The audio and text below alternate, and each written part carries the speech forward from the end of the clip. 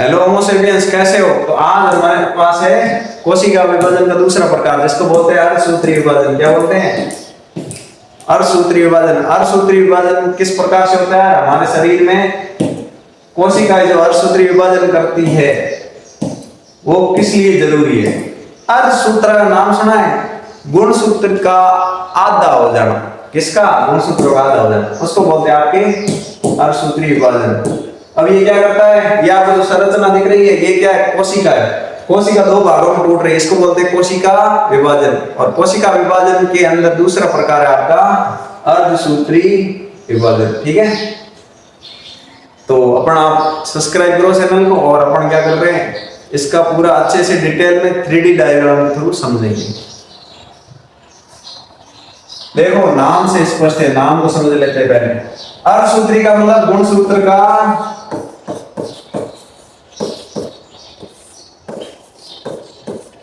आधा होना। कब होना? जब कोशिका विभाजन करती है। तो अर्धसूत्री विभाजन किसका प्रकार है? सेल डिवीजन का। किसका? सेल डिवीजन का दूसरा प्रकार है।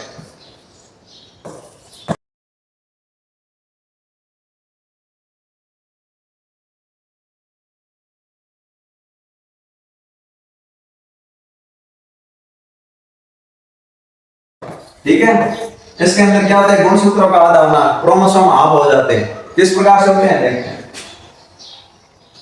अर्धसूत्री एक यौनिकण विभाजन है। यौनिकण बहुत छोटा विभाजन है। अब देखो ये कोशिका है, कोशिका के अंदर क्या पाया जाता है? केंद्रक। और केंद्र के अंदर जो गुणसूत्र पाए जाते हैं उन गुणसूत्रों में पहले क्या होता है? विभाजन। फिर उसके जो कोशिका द्रव्य है बाहर वाला वो विभाजित और दो सेल का निर्माण होता है।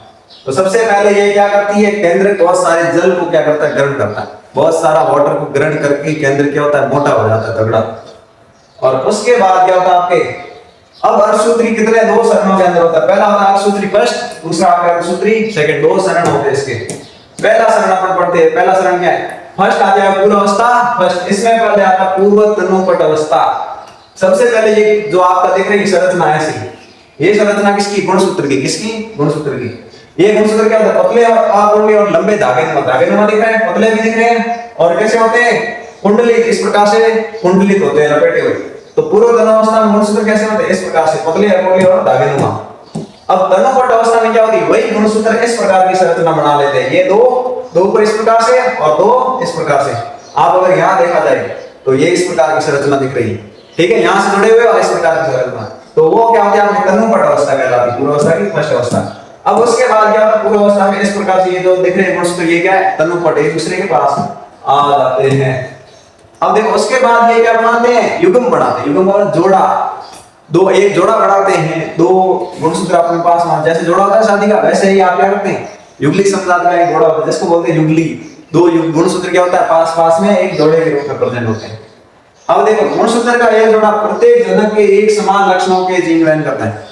अब देखो ये क्या कह रहा है? जो जोड़ा बन रहा है वो एक समान गुणसूत्रों को क्या करेगा? आगे लेके जाएगा, जिसको बोलते हैं आपके समजात गुणसूत्र। समान जाति वाले गुणसूत्र जो आपस में क्या होते हैं? जुड़ते हैं।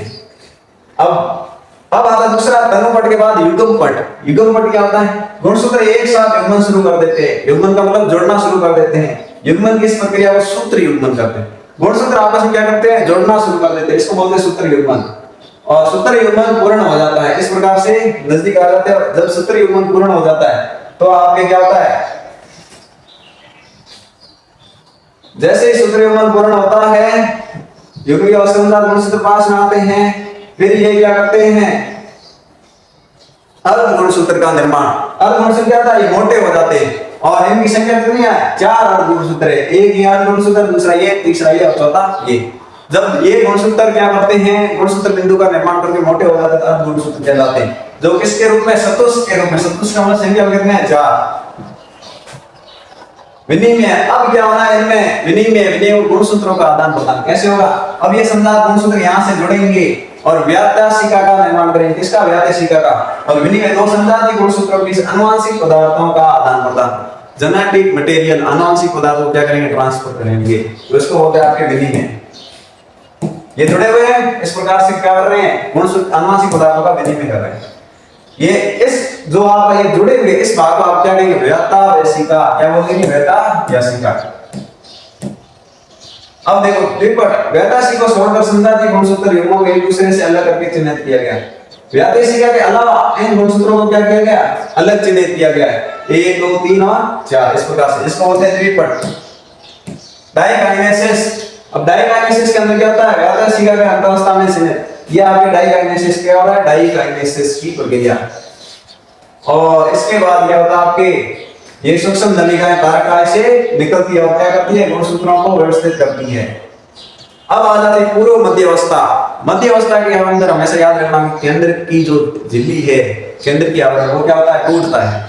जैसे ही केंद्र की आवरण टूटता है तो आपके तारक केंद्र, ये एक तारक केंद्र, ये दूसरा तारक केंद्र, जो शरीर जो किसके अंदर होते हैं, आपके कोशिका केंद्र के बाहर की ओर, केंद्र के बाहर की ओर इस प्रकार के त्वरक तंतु का निर्माण करेंगे। कौन करेंगे, तारक केंद्र। और ये त्वरक तंतु क्या करेंगे, मध्य अवस्था के अंदर युगली मध्यांश पटलिका संश्लेषण किशोर। जैसे ही गुणसूत्र इस प्रकार से लाइन में आए, लाइन में आ गए तो ये त्वरक तंतु इस गुणसूत्रों से यहां से जुड़ जाएंगे, गुणसूत्र बिंदु से।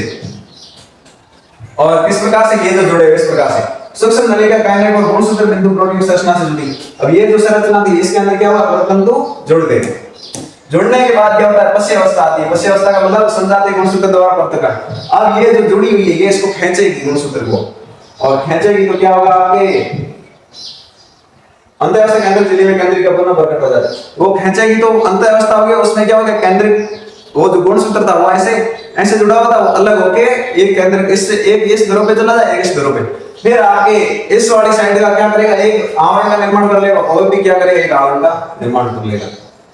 और कोशिकाओं में क्या होते हैं, दो कोशिकाएं बन जाती है, संतति कोशिकाएं, एक कोशिका से दो कोशिका। अब ये देखो पूर्वावस्था सेकंड, पूर्वावस्था सेकंड में भी क्या होगा आपके,